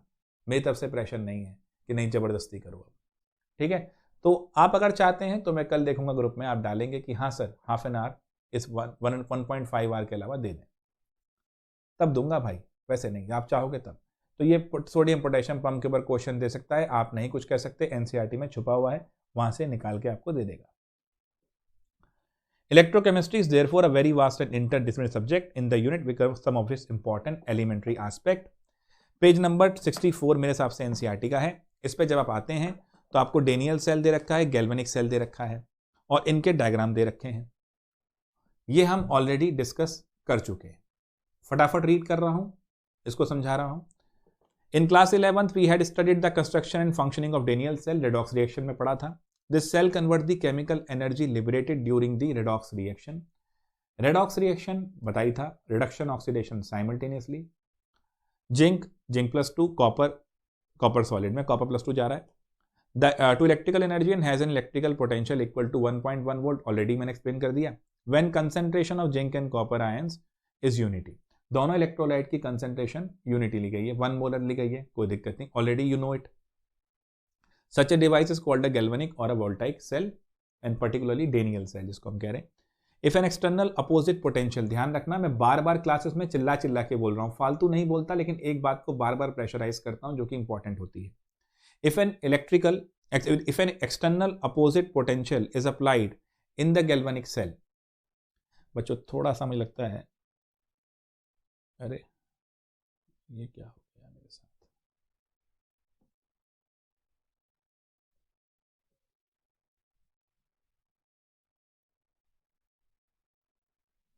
मैं इसको जरा ब्लैक कर लूँ तो आँख पे जरा प्रेशर कम पड़ेगा। ठीक है, आज देखते हैं करके, अगर आपको सही लग रहा है ना, तो ब्लैक के पीछे मतलब कर लेता हूँ यार, क्योंकि आइस पे थोड़ा ज़्यादा स्ट्रेन आ रहा है बहुत। बुरा नहीं मानना, देखो वाइट से कर लेते हैं इसको, है ना। चलो, so if an external opposite potential is applied in the galvanic cell and increased slowly, we find that the reaction continues to take place till the opposing voltage reaches the value 1.1 volt. ये बता चुका हूं already कि जब तक external circuit हमने मान लो connect कर दिया और 1.1 वोल्ट जब तक नहीं लाएंगे, जो कि इसका अपना सेल पोटेंशियल, तब तक ये रिएक्शन कंटिन्यू रहेगी. Any further increase in the external potential again start the reaction but in the opposite direction. Now it is function as an electrolytic cell. इसी बात पे लगा हुआ हूं तो भरोसा रखो, कितना मजा है, लगातार लगा हुआ हूं. A device for using electrical energy to carry non spontaneous chemical reaction. NCERT की लैंग्वेज है, मेरा कोई ज्ञान नहीं है. Both types of cells are quite important and we shall study some of the salient features. नीचे इन्होंने डायग्राम दे रखे हैं. मेरा सजेशन ये है कि 3.1 जो डायग्राम है, जो मैंने क्लास में भी समझाया था, इलेक्ट्रॉन फ्लो जिंक से कॉपर और करंट अपोजिट, इस डायग्राम की प्रैक्टिस कर लेना और यही अपना बना लेना. मैंने क्लास में बनाया भी था, कोई दिक्कत नहीं. इसके बाद बच्चों galvanic cell, page number 65. As mentioned earlier, class 11th unit 8. अब बताओ, मैंने कहा था ना एक बार रेडॉक्स को रिवाइज कर लेना if you want to be an expert in electrochemistry. तो गलत क्या बोला था, हर पैराग्राफ के शुरुआत में एनसीईआरटी क्लास 11 का रेफरेंस ले रहा है. मैंने ले लिया था तो कौन सी तोप चल गई थी. As mentioned earlier, class 11th unit 8, a galvanic cell is an electrochemical cell that converts chemical energy of a spontaneous redox reaction into electrical energy. इस लाइन के अलावा अगर गैल्वेनिक सेल में कुछ भी लिखते हो तो गलती आपकी है, तो इस पॉइंट को लिखो.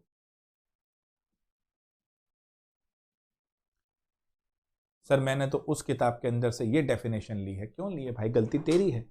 नंबर तो मिलना नहीं था, इसका नंबर तो एनसीईआरटी के ऊपर वाले पे मिलना था. तो गैल्वेनिक सेल क्या है, लिख रहा हूं, आप भी लिखो मेरे साथ साथ, बोल बोल के. An electrochemical cell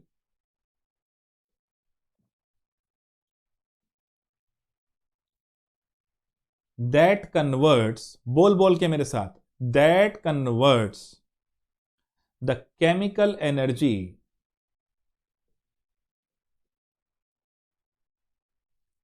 of a spontaneous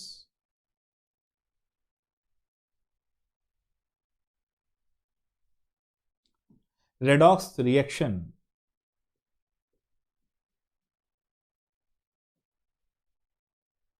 into electrical energy.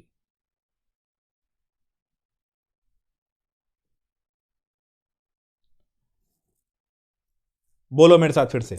देखो मैंने आपसे कहा केमिस्ट्री तो आपको मैं इन्हीं क्लास में करा दूंगा, घर पे खाली क्वेश्चन प्रैक्टिस कर लेना, डीपी भी कर लेना, ये मेरी रिक्वेस्ट है, और ज्यादा नहीं. मैथ्स और फिजिक्स में टाइम दो, यहां मैं संभाल लूंगा. अब देखो बेटा, an electrochemical cell that converts the chemical energy of a spontaneous redox reaction into electrical energy. पूरी लाइन लिखोगे तब मिलेगा बोर्ड में नंबर, नहीं तो नहीं मिलेगा. In this device, the Gibbs energy of the spontaneous redox reaction is converted into electrical work. याद करो भैया, कल वाली क्लास में जब मैंने नस्ट इक्वेशन समझाई है तो यही लाइन तो मैंने बोली है कि delta G is equal to delta G not plus 2.303 RT log K. यही बोल रहा है, कुछ फालतू नहीं है. सोचने का तरीका यही फर्क है एनसीईआरटी बेस में जरा सा, बस. सो लिखो इस पॉइंट को, इन दिस डिवाइस, लिख लेना, ये नहीं सर बता रहे हैं बाद में लिख लेंगे, कुछ नहीं होता बाद में, अभी लिखो. In this device the Gibbs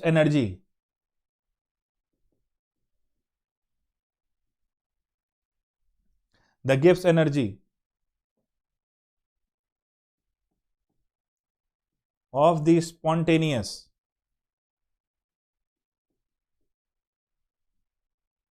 redox reaction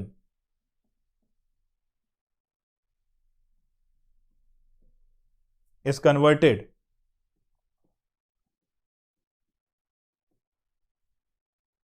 into electrical work. Done. हो गया जी. अगला, Daniell cell discussed earlier is one such cell in which the following redox reaction occur. फिर वो रिडक्शन हाफ दे रखा है, वही दे रखा है. अगले पैराग्राफ में this reaction occur in two different portion of the Daniell cell. Two half cells are there. मैंने ऑलरेडी बताया था कि दो हाफ सेल्स हैं इसके अंदर. The reduction half reaction occurs on the copper electrode while the oxidation half reaction occurs on the zinc electrode. हम अच्छे से जानते हैं, रिवीजन हो रहा है खाली. These two portion of the cell are also called half cells or redox couple. Like I said earlier, मैंने बताया था आपको ये चीज. The copper electrode may called the reduction half cell and zinc are the oxidation half cells. कोई tension नहीं इस paragraph में, मजा आ गया, क्लियर. आगे बढ़ते हैं. We can construct innumerable number of galvanic cell on the pattern of Daniell cell by taking combination of different half cells. हमें चाहिए क्या? एक चाहिए. देखो पर्पस क्या है हमारा? हमारा पर्पस है कि चार्ज मूव कर जाए, इलेक्ट्रॉन मूव कर जाए. इलेक्ट्रॉन मूव कर जाएगा तो फिर हमारा मजा आ जाएगा, करंट बन जाएगा. तो हम ऐसा सेटअप ले सकते हैं जहां पर एक ऑक्सीडाइज हो रहा है, दूसरा रिड्यूस हो रहा है, रेडॉक्स कपल होना चाहिए बस. तो we can construct innumerable number of galvanic cell on the pattern of Daniell cell by taking what combination of different half cells. Each half cell consists of a metallic electrode dipped into an electrolyte. Metallic electrode आ गया, that will be electronic conductor. Electrolyte will be an electrolytic conductor. The two half cells are connected by a metallic wire through a voltmeter and switch externally. The electrolyte of the two half cells are connected internally through a salt bridge. जो बताया था वही लिखा हुआ इसमें. अब आगे बढ़ते हैं. यहां तक तो जो हमने बात करी वही है. At each electrode electrolyte interface there is a tendency of metal ion from the solution to deposit on the metal electrode trying to make a positively charged. है ना? मतलब देखो इलेक्ट्रोड इलेक्ट्रोलाइट इंटरफेस जहां वो जंक्शन है, याद करो मैंने लिक्विड जंक्शन पोटेंशियल बनवाने की बात की थी. There is a tendency of metal ion from the solution, metal ion जो है from the solution to deposit on the metal electrode trying to make it positively charged. Copper वाले में हो रहा है, आयन निकल के जा रहे हैं. At the same time metal atom of the electrode have a tendency to go into solution as the ion leave behind the electrons at the electrode trying to make it negatively charged. Zinc वाले में हो रहा था ये. At equilibrium there is a separation of charges and depending on the tendency of the two opposing reactions the electrode may be positively or negatively charged with the solution. तो अब मुझे note क्या करना है इक्विलिब्रियम वाला word से कि at equilibrium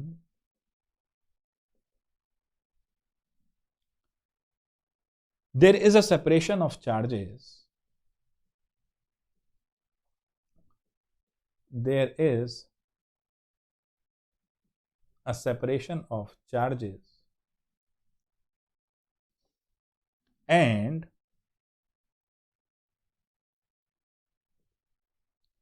depending on the tendency of two opposing reaction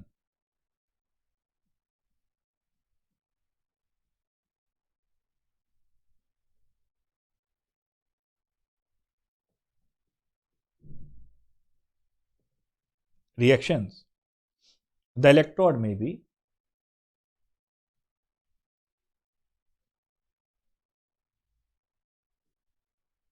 be positively or negatively charged.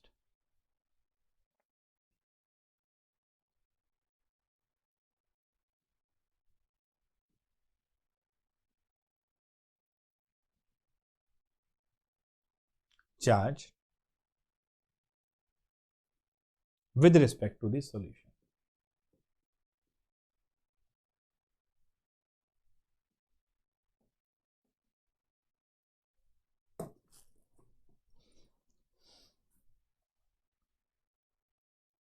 ये पूरा डिटेल में समझाया था मैंने लेक्चर में.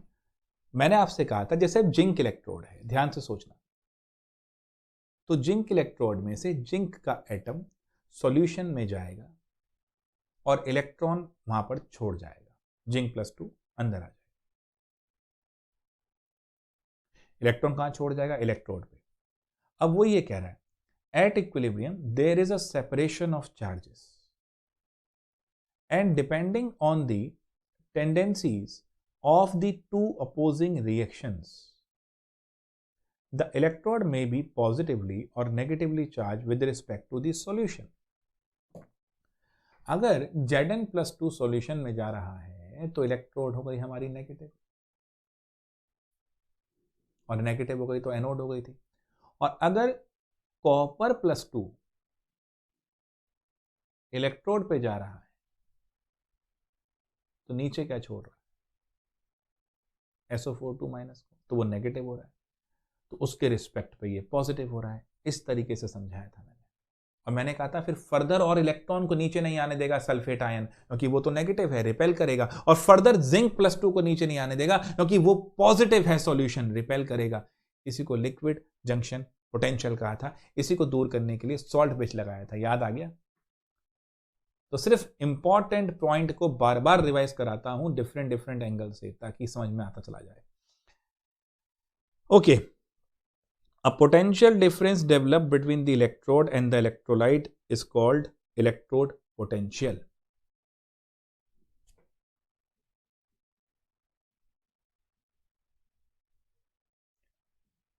ये रहा, ये लिखवाया भाइयों। अच्छा, व्हाइट पेन है ना, ये लिखवाया है, कोई दिक्कत? अरे ये रहा, वही एनसीईआरटी की लैंग्वेज है। हमने कोई गलत थोड़ी है बता रहे हैं कि देखो, अपना नहीं ज्ञान पेलना है। वो पेल ही नहीं सकते भाई साहब, एनसीईआरटी उड़ा के फेंक देगा, काहे इतना बकवास कर रहे हो? चलिए, so when the concentration of all the species involved in a half cell is unity, then the electrode potential is known as standard electrode potential. वही चीज, अगर 1 मोलर कंसंट्रेशन है तो स्टैंडर्ड इलेक्ट्रोड पोटेंशियल। पूरी तरह क्लियर है? जिस बच्चे ने पहली क्लास के ओवरव्यू से लेकर आज तक की सारी क्लास ध्यान से देखी है, कल तक वो इलेक्ट्रोकेमिस्ट्री पढ़ा रहा होगा। प्रशांत सर मेरे को हेल्प हो जाएगी, वो खुद ही डाउट ले लेगा। फोकस करके जो पढ़ रहा है लगातार, क्योंकि अब तो एनसीईआरटी से फाइनल चीज देखो, स्टार्ट करा ओवरव्यू से, चैप्टर की डेप्थ में गया, अब एनसीईआरटी से फाइनल कनेक्शन करके एक ईंट तैयार कर दूंगा, ध्यान रखो ना। अकॉर्डिंग टू IUPAC कन्वेंशन, जो बार बार कहता हूं, standard reduction potential are now called standard electrode potential. मैंने आपसे कहा ना, सिर्फ रिडक्शन पोटेंशियल को ही ले लो, वही स्टैंडर्ड इलेक्ट्रोड पोटेंशियल हो जाएगा। The half cell in which oxidation takes place is called anode and it has a negative potential with respect to the solution, क्योंकि इलेक्ट्रॉन रहेगा उसकी इलेक्ट्रोड पे। And the half cell in which reduction takes place is called cathode and it has positive potential with respect to the solution. अब ये clear है पूरा, क्योंकि solution तो नेगेटिव हो गया है SO4 की वजह से। Thus there exists a potential difference between the two electrodes, and as soon as the switch is in the on position, the electron flow from negative to positive, direction of current flow will be opposite to this. अब इस page पे कुछ नहीं है, वही E right minus E left लिखा है इसने। अब उसको समझाते हैं कैसे। The potential difference between the two electrodes of a galvanic cell is called cell potential. Electrode potential तो देखो बेटा, स्टैंडर्ड इलेक्ट्रोड पोटेंशियल और इलेक्ट्रोड पोटेंशियल बार बार कहता हूं कि वो जो एक हाफ सेल के अंदर डेवलप हो रहा है उसे ही कहा जाता है, ठीक है? तो सेल पोटेंशियल क्या होता है, तो अब वो भी लिख लेंगे जी। द पोटेंशियल डिफरेंस, क्योंकि ये सारी एनसीईआरटी की लैंग्वेज है, cell potential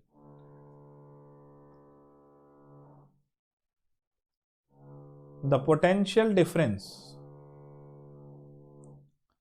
between the two electrodes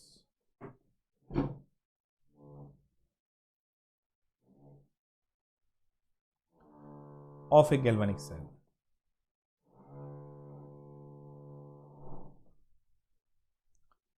and measured in volt। पूरा लिखेंगे तब नंबर देगा ना बोर्ड वाला, ये देखिए, नंबर मिलेंगे नहीं, लेने पड़ेंगे। The cell potential is the difference between the electrode potential, that is reduction potential of cathode and anode. It is called cell electromotive force of the cell when no current is drawn through the cell. It is now an accepted convention, ये सब बता चुका हूँ कि जब नहीं है, maximum होता है, स्टैंडर्ड है, ये सब बता चुका हूँ ना, कल भी लिंक किया था next equation. It is now an accepted convention that we keep the anode on the left and the cathode on the right.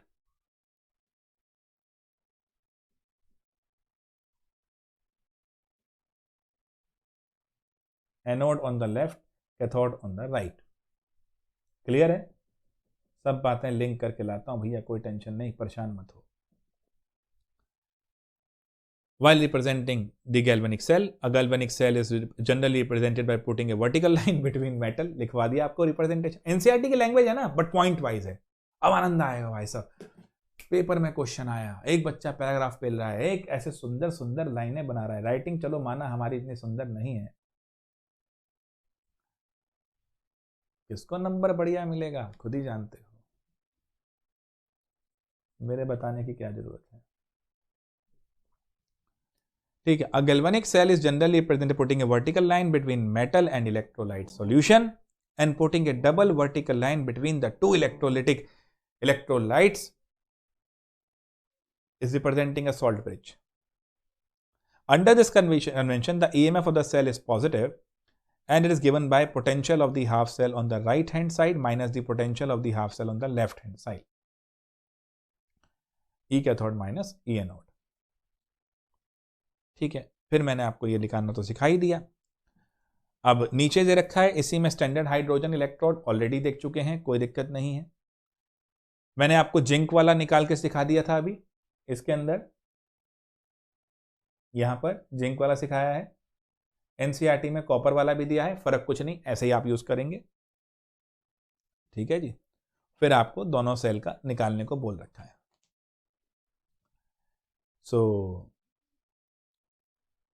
अगला पैराग्राफ देखते हैं, पेज नंबर 68 है मेरा, नेक्स्ट इक्वेशन के ठीक ऊपर, कि the standard electrode potential are very important and we can extract a lot of useful information from them. The values of electrode potential for some selected half reaction is given in this. If the standard electrode potential of electrode is greater than 0, then its reduced form is more stable compared to hydrogen gas। इस line को पहले हम लिखेंगे, फिर इसकी विवेचना करेंगे, यानी इसको एक्सप्लेन करेंगे।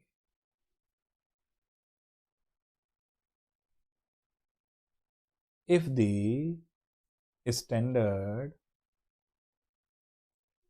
electrode potential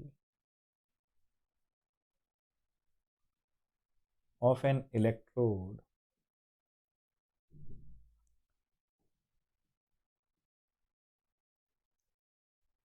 is greater than 0,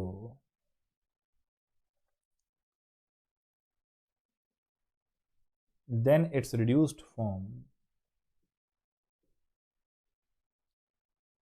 is more stable than H2 gas। सोचो, देखो हाइड्रोजन का रिडक्शन पोटेंशियल 0 है, क्योंकि हमने SHE में देखा ही है, that is 2H plus 2 electron goes to H2 is 0 volt. अब किसी मेटल का मान लीजिए ग्रेटर देन 0 वोल्ट हो गया, इसका मतलब ये इलेक्ट्रॉन गेन करना चाहता है, ये रिड्यूस होना चाहता है, और इसकी स्टेबिलिटी इससे ज्यादा है। क्यों? स्पॉन्टेनियस रिएक्शन के लिए डेल्टा जी का नेगेटिव होना जरूरी था और ई का पॉजिटिव होना जरूरी था, ये बताया था ना मैंने। तो ई नॉट अगर पॉजिटिव आ रहा है, इसका मतलब वो स्पॉन्टेनियस है, और अगर वो स्पॉन्टेनियस है, इसका मतलब वो खुद होना चाहता है, और अगर वो खुद होना चाहता है तो मेरे बच्चे इसका एक ही तो मतलब हुआ कि वो वहां स्टेबल है। आप कोई चीज करना चाहते हैं, खुद करना चाहते हैं, इसका मतलब आप वहां स्टेबल हैं। और अगर आप लगातार ये सोचते जा रहे हैं कि ऐसा होगा तब मैं करूंगा, ऐसा होगा तब मैं करूंगा, ये लाओ वो लाओ, तो आप स्टेबल नहीं है वहां पर। तो आप ध्यान रखो, आपकी बत्ती लग सकती है। इस लाइन का मतलब ये था कि if the standard electrode potential of an electrode is greater than 0 then its reduced form is more stable than H2 gas। इससे ज्यादा स्टेबल ये है क्योंकि इसका E नॉट इससे ज्यादा है, पॉजिटिव सेंस में इससे ज्यादा है, इसका मतलब ये ज्यादा स्पॉन्टेनियस है, इसका मतलब ये ज्यादा स्टेबल है। क्यों? इस स्पॉन्टेनियस रिएक्शन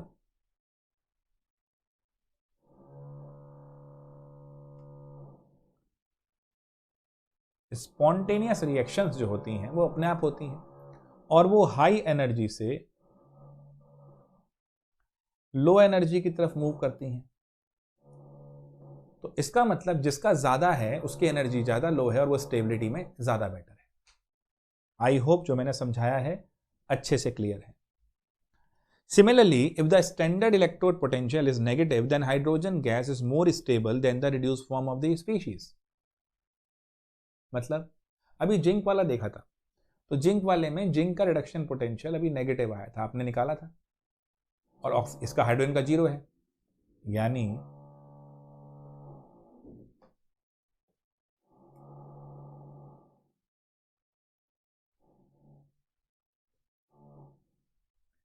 इसका 0 वोल्ट है, इसका -76 वोल्ट अभी निकाला है हमने क्लास में। किसका ज्यादा है? इसका। तो अब रिड्यूस होके स्टेबल कौन है? ये, तभी तो इसको कैथोड बनाया था यार।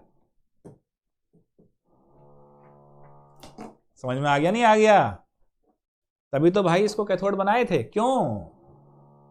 अरे भैया जो रिड्यूस होके ज्यादा स्टेबल है वही तो कैथोड बन सकता है। खत्म कहानी। अब अगला क्या है जी? फिर तो ये समझ में आ ही गया, और पूरी इलेक्ट्रोकेमिकल सीरीज दे रखी है फिर आपको यहां पर। तो अब इलेक्ट्रोकेमिकल का यूज क्या क्या है? पहले तो इलेक्ट्रोकेमिकल सीरीज देख लेते हैं।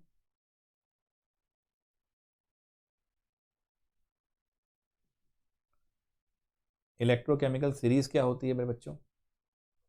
कुछ नहीं, हमने सारे जो इलेक्ट्रोड्स हैं on the basis of their reduction potential, हमने उन सबको एक सीरीज में ले लिया है। On the basis of their reduction potential हमने उनको अरेंज कर लिया है। कैसे अरेंज कर लिया? या तो ascending order of reduction potential ले लो या descending order of reduction potential ले लो। अरे भैया सिंपल सी बात। अब एक चीज सोचो, जिसका रिडक्शन पोटेंशियल ज्यादा है वो खुद रिड्यूस हो सकता है, तो बढ़िया ऑक्सीडाइजिंग एजेंट है। पहले भी समझाया डिटेल में। More the reduction potential better the oxidising agent, and फिर वही चीज, less the reduction potential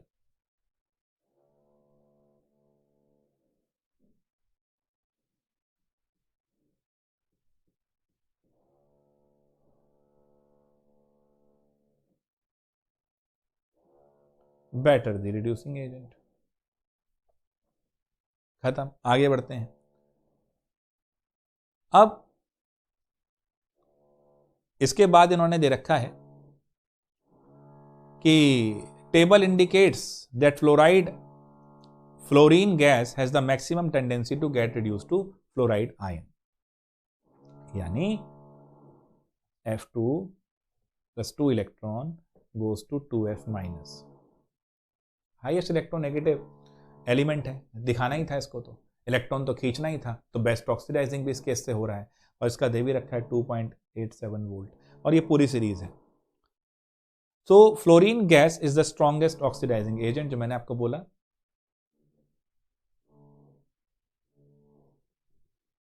P block में भी आ जाता था ये।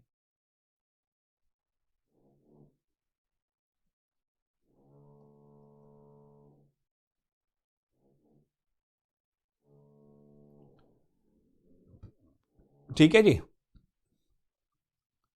And fluoride ion is the weakest reducing agent. कोई दिक्कत तो नहीं? लिथियम का लोएस्ट दिख रहा है आपको, देखो यहां पर।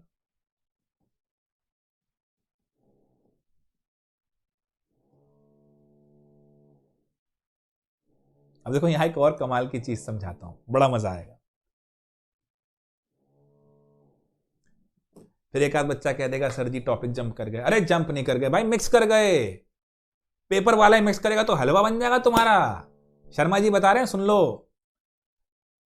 लिथियम प्लस ने इलेक्ट्रॉन गेन करके लिथियम बनाने की टेंडेंसी को नमस्ते कर दिया। मैं नहीं बनाऊंगा, मैं नहीं हूं स्टेबल, मैं तो एक्वस में ही आनंद ले रहा हूं। क्यों? लिथियम की हाइड्रेशन एंथैल्पी बहुत ज्यादा होती है रे। बताया था ना ये चीज, तो 11 से गाते चले आ रहे हैं। लिथियम की हाइड्रेशन, लिथियम आयन की अगर हम देखें तो हाइड्रेशन एंथैल्पी बहुत बढ़िया है। काहे?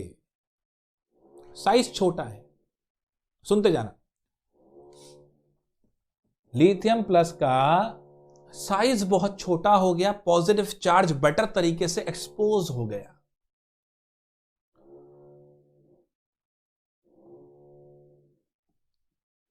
Positive charge is better exposed because of small size। हमा गुरु, अब पानी के तो मॉलिक्यूल इस पे टकरा जाएंगे, इससे मिलने की तरफ भिड़ जाएंगे। अरे छोटा सा हीरा अगर उसकी चमक बहुत है, भीड़ में छोड़ दो, क्या होगा भाई? सारी भीड़ उसके ऊपर टूट पड़ेगी। यस और नो? वही तो जलवा है भाई। लिथियम आयन छोटे साइज का है, पानी के मॉलिक्यूल पे लोन पेयर अत्यधिक हैं। लोन पेयर उस लिथियम आयन पे टूट पड़ेंगे, पानी के मॉलिक्यूल भयंकर तरीके से टूट पड़ेंगे। एंट्रोपी हाई, रिएक्शन स्पॉन्टेनियस मेरे भाई, एनर्जी ज्यादा, हाइड्रेशन एंथैल्पी। क्यों अमा यार? एंट्रोपी तो होती ही क्या है? एंट्रोपी होती है degree of measure of randomness. Sir ये तो आप फिर से थर्मो ले आए, आपने फिर टॉपिक जम कर दिया। चुप भैया, हमने नहीं किया, इलेक्ट्रोकेमिस्ट्री ने करा। अभी देखो नीचे वाली लाइन में कह देगा इसकी एप्लीकेशन है थर्मोडायनामिक्स में। फिर क्या चने बांटोगे? सुनते चलो, गुरुजी बता रहे हैं, ध्यान से चलते चलो, है ना? कंफ्यूज हम नहीं कर रहे हैं। कंफ्यूज आ गए तो तुम्हारी बत्ती लग जाएगी, बता रहे हैं पहले ही पेपर के अंदर। फोकस करो, अपनी जिम्मेदारी समझने की शुरुआत करो। चलो, degree of measure of randomness, entropy high तो प्रोसेस स्पॉन्टेनियस। यस और नो? डेल्टा एस पॉजिटिव तो प्रोसेस स्पॉन्टेनियस। तो लिथियम आयन एक्वस सॉल्यूशन में जो है उसके साथ फायदा क्या है? लिथियम आयन कि हाइड्रेशन एंथैल्पी बहुत बढ़िया है। हाइड्रेशन एंथैल्पी बहुत बढ़िया होने से क्या है वो भैया? स्पॉन्टेनियस प्रोसेस है। हाइड्रेशन एंथैल्पी बढ़िया क्यों है, स्पॉन्टेनियस क्यों है? क्योंकि उसकी छोटा साइज है, पॉजिटिव चार्ज एक्सपोज्ड है, वाटर के मॉलिक्यूल जाके उस पर अटैक कर देते हैं, एंट्रोपी हाई हो जाती है, डिसऑर्डर बढ़ जाता है, इसलिए है। और इसीलिए क्या हो गया भैया ये? हाँ, इसीलिए लिथियम आयन सॉलिड बनने के लिए नहीं जाता।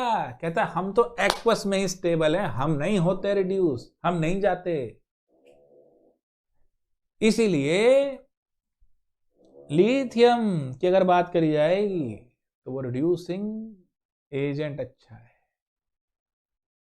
क्यों? इलेक्ट्रॉन देना चाहता है, एक्वस सॉल्यूशन में ही रहना चाहता है, स्टेबल इस पॉइंट पे है। समझ में आ गई बात?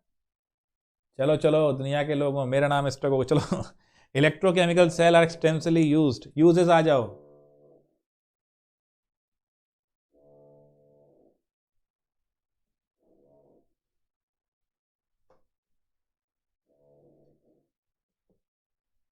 आर यूज्ड इन नंबर 1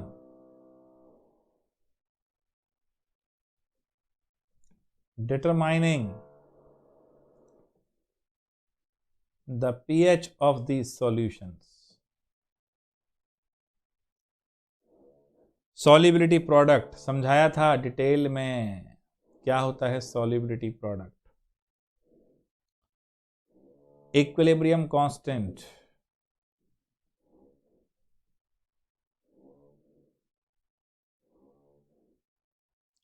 और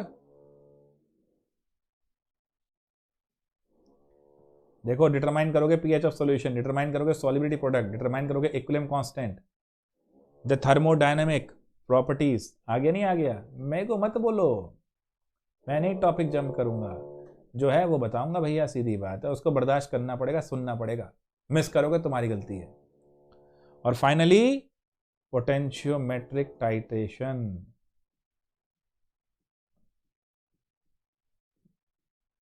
कंडक्टोमेट्री कहते हैं इसको।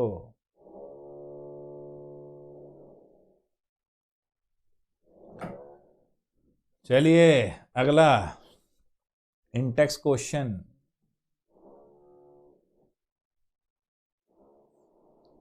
3.1, how would you determine the standard electrode potential of the system Mg2 + Mg। Hydrogen के साथ लगाएंगे, ई कैथोड माइनस ए एनोड करेंगे, वैल्यू इस टेबल में से उठाएंगे, सिलेक्ट करेंगे और इसका आंसर करके कल टेलीग्राम ग्रुप में डालेंगे, फोटो खींच के। देखें कितने बच्चे मेरी बात मानते भी हैं। Can you store copper sulphate solution is zinc pot. Zinc ज्यादा वो है भैया एक्टिव, लात मार के कॉपर को भगा देगा, डिस्प्लेसमेंट नहीं रख सकते। Consult the table of standard electrode potential and suggest 3 substances that can oxidise ferrous ion under suitable condition. Table देख लो, फेरस आयन कहाँ दिख रहा है हमें, ये रहा, उसके ऊपर के 3 मेटल उठा लो तो वो इसको क्या कर सकता है, सीधी सी बात है, ऑक्सीडाइज कर सकता है जी, क्योंकि इसका रिडक्शन पोटेंशियल अच्छा होगा, वो सामने वाले को ऑक्सीडाइज कर देगा। तीनों के आंसर इंटेक्स क्वेश्चन के लिख के, क्योंकि अगला नर्स्ट इक्वेशन है वो हम कल बताएंगे। अब आपको नर्स्ट इक्वेशन, इक्विलिब्रियम कांस्टेंट, ये सवाल जो न्यूमेरिकल होंगे, आपने कहा था सर आप सॉल्व करना, हम कर देंगे गुरु, कोई टेंशन नहीं, एज पर ऑर्डर, लेकिन आप करते तो मजा ज्यादा आता। ये हम सब कल करेंगे फटाफट, ठीक है, तो ये सैटरडे तक इस चैप्टर को एनसीईआरटी से भी समाप्त करना है, अलॉन्ग विद और जो क्वेश्चन है, ठीक है। आज जो कराया वो क्लियर होगा। एक दरख्वास्त सबसे फिर करूंगा, पांडे सर की मेहनत को उनको परेशान मत करो। उनको फील होता है कि भाई फिर मैं कहाँ से कट करूँ, कहाँ से चीज़ों को वैसे करूँ। अच्छा उन्होंने सेटअप लगा के दे दिया है, वो मैक्सिमम जो कर सकते हैं आपके लिए कर रहे हैं, हम जो मैक्सिमम कर रहे हैं आपके लिए कर रहे हैं। ये स्मार्ट बोर्ड कह के दिल को दुख मत पहुंचाओ। मेहनत कर रहा हूं, इस चीज से बता रहा हूं, सर भी कर रहे हैं, मेहनत करो बच्चों। आज जो पढ़ा है वो सब समझ में आया, एनसीईआरटी शुरू कर दी है वो भी समझ में आ गई, मेरे पढ़ाने का तरीका समझ में आ गया। पहले चैप्टर का कराता हूं ओवरव्यू, फिर जाता हूं इन डेप्थ, फिर से कराता हूं सारी चीजें, और फिर एंड में कराऊंगा एनसीईआरटी। सॉल्यूशन की एनसीईआरटी मैंने एंड में इसलिए वर्ड टू वर्ड नहीं करी थी क्योंकि उसमें वर्ड टू वर्ड की जरूरत नहीं थी, क्वेश्चन करने थे जो मैं वर्कशॉप में करा रहा हूं संडे में, पूरी बैक एक्सरसाइज, तो फिर क्या समस्या है। तो एक रिक्वेस्ट है बच्चों, प्रशांत सर और मैं जो करा रहे हैं उसको ध्यान से देखते चलो, मेहनत करते चलो। हम दोनों आपके गुरु हैं, दोनों गुरु भाई हैं एक तरीके से, तो दोनों ब्रदर्स की हमारी मेहनत को एक्सेप्ट करो, कोशिश पूरी करो, दोनों से समझ के चलो। अमित सर भी पूरी कोशिश कर रहे हैं, पूरी जान लगा रहे हैं, तो एपीजी, अमित, प्रशांत, गौरव लगे हुए हैं आपके लिए, चिंता नहीं करो, कुछ गलत नहीं होने देंगे, पूरी जान लगा रहे हैं। पांडे सर भी बढ़िया कर रहे हैं, जितना जल्दी होगा, जितना अच्छा बढ़ेगा, उतना जल्दी स्मार्ट बोर्ड भी आ जाएगा, लेकिन इसमें हम जो कोशिश कर रहे हैं इसमें हमारा साथ दो।